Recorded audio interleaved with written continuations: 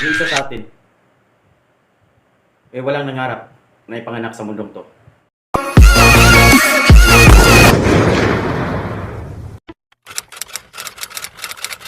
Pero, yung mga magulang natin,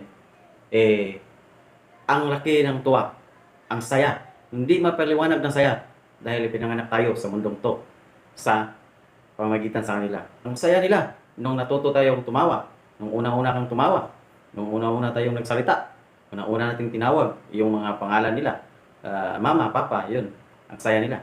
Pero, paano kung sa isang iglap man lang, o dahil sa isang pangarap, may pagpalit mo na yung pamilya mo doon sa pride na meron ka, na wala namang nagturo sa'yo na dapat ma-pride ka, di ba?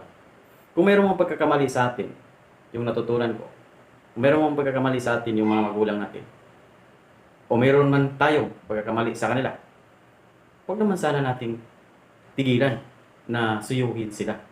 Dahil ang mga magulang, talagang magpapasuyo yan. Lambing yan eh. Kung hindi mo maintindihan, hindi naman makititak mo, at saka hindi ka naman ganun kamalaki yung pride, kasi nga, may achievements ka na, talagang gagawin mo lahat para maayos yung pamilya mo. Hindi ko lang maintindihan kung bakit may mga tao na kayang kalimutan yung pamilya, kayang hindi patawarin yung magulang, wala naman yan eh. Wala yan. Wala yang lahat sa'yo kung hindi masaya yung pamilya mo. Kung hindi ka, depende siguro. Siguro masaya ka sa sarili mo. Pero meron yan eh. Merong pot yan. Meron kang hindi may release dyan na hindi mo may paliwanag. Na kailangan mo dyan ay pamilya. Kaya huwag nating kalimutan na ang pamilya, ayan lang ang bukod tanging. Meron ka. Nasasamahan ka. Dadamayan ka. Mula sa umpisa hanggang sa dulo.